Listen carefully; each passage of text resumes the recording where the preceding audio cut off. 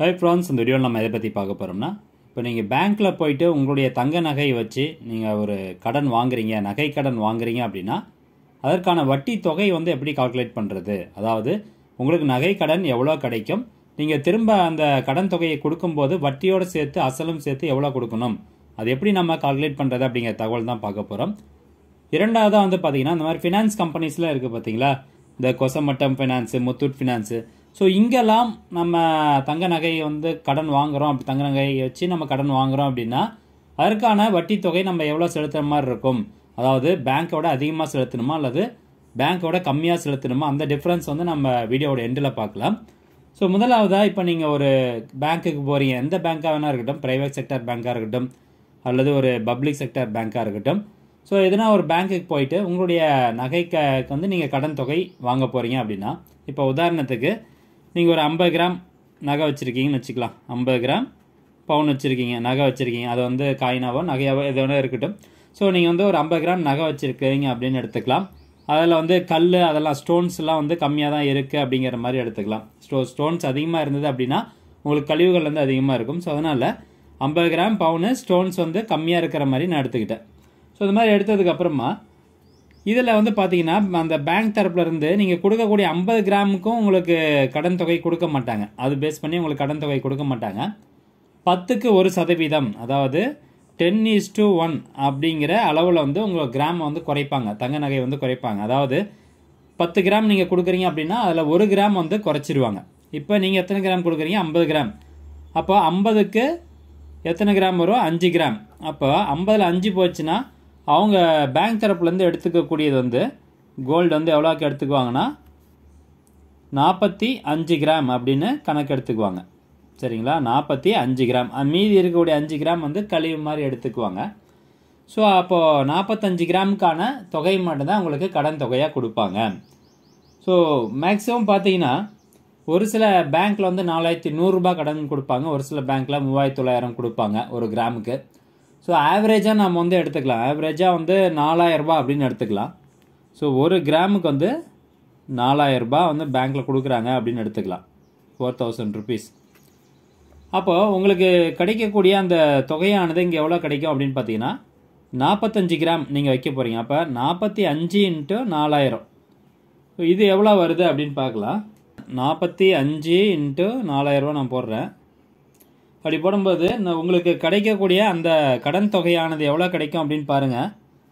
1,80,000 ரூபா அந்த பேங்க் தரப்புலேருந்து உங்களுக்கு கடன் தொகை கொடுப்பாங்க. ஸோ எவ்வளோ, 45 கிராமுக்கு நான் ஒரு கிராம் 4000 ரூபான்னு எடுத்துக்கிட்டால் 1,80,000 ரூபா வந்து கடன் தொகை கொடுப்பாங்க. இப்போ அந்த கடன் தொகையோடு சேர்த்து நீங்கள் கோல்டு அப்ரைசர் சார்ஜஸ் அப்படின்னு ஒன்று சொல்லுவாங்க. அதாவது கோல்டு அப்ரைசர் சார்ஜஸ், மதிப்பீட்டாளருக்கான அந்த கூலி இருக்குது பார்த்தீங்களா, அதுதான் வந்து கோல்டு அப்ரைசர் சார்ஜஸ் அப்படின்னு சொல்லுவாங்க. ஸோ இது வந்து பேங்க்கை பொறுத்து உங்களுக்கு மாறுபடும்.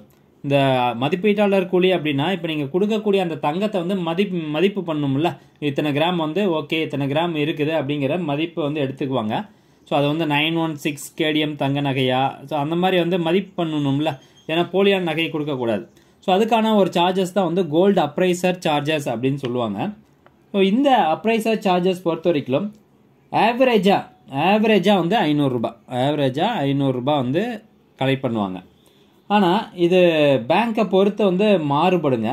இப்போ 1 லட்ச ரூபா வரைக்கும், அப் டு 1 லட்ச ரூபா வரைக்கும் உங்களுக்கு கடன் தொகை கொடுக்குறாங்க அப்படின்னா 200 ரூபா வந்து கோல்டு அப்ரைசர் சார்ஜஸாக வசூலிப்பாங்க.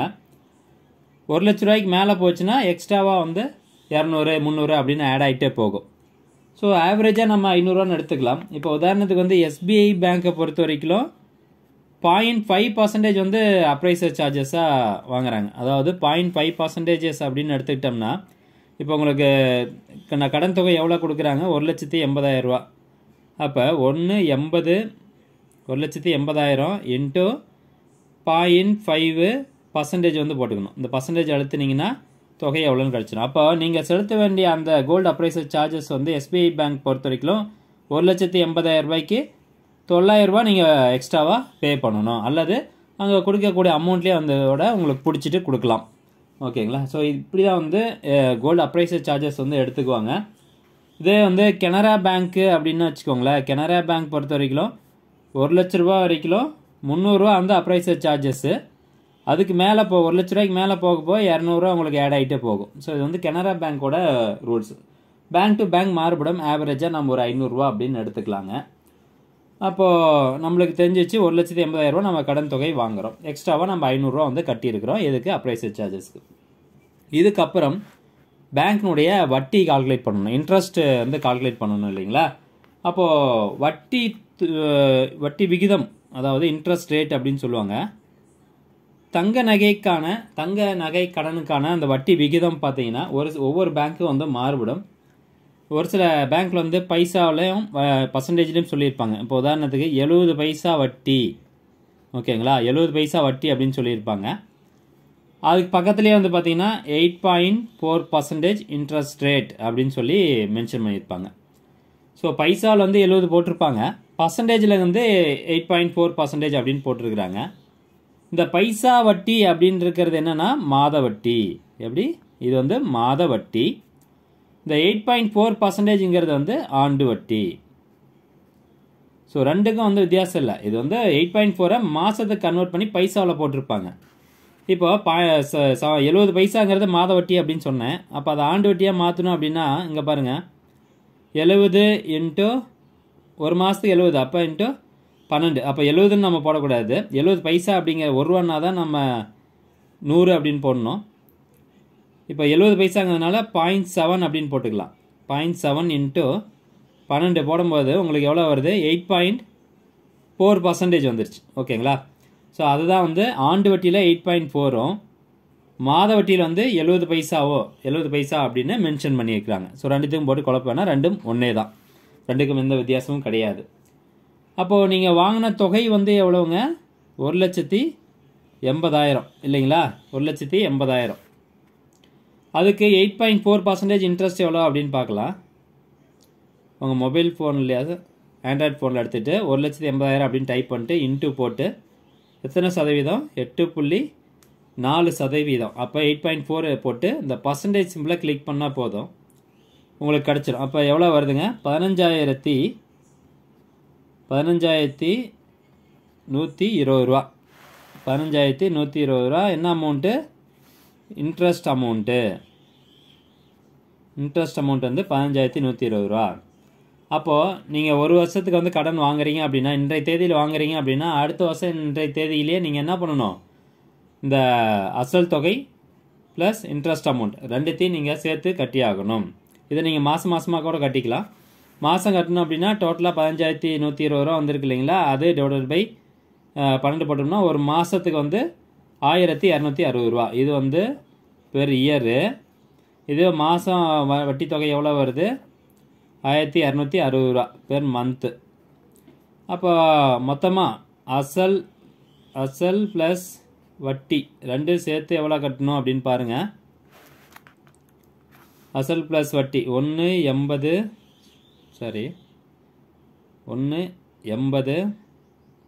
ப்ளஸ் 15,120 ரூபா. அப்போது 1,95,120 ரூபா நீங்கள் வந்து கட்டி ஆகணும்.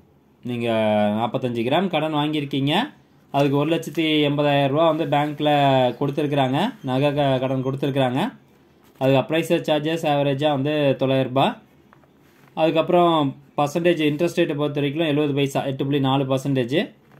அப்போ நீங்கள் வாங்கின தொகைக்கு இன்ட்ரெஸ்ட் அமௌண்ட் கால்குலேட் பண்ணும்போது வருஷத்துக்கு வந்து 15,120 ரூபா, மாதத்துக்கு 1,260 ரூபா வருது.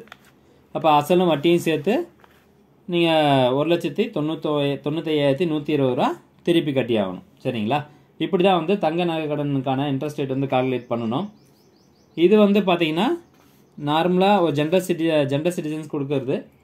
இதே வந்து விவசாய நகை கடன் இருக்குது பார்த்தீங்களா, அதுக்கு பார்த்தீங்கன்னா ஒரு சில பேங்க்கில் வந்து 33 பைசா இன்ட்ரெஸ்ட் ரேட் போட்டிருப்பாங்க, 4% இன்ட்ரெஸ்ட் ரேட் போட்டிருப்பாங்க. விவசாய தங்க நகை கடன், இது வந்து விவசாய தங்க நகை கடனுக்கு.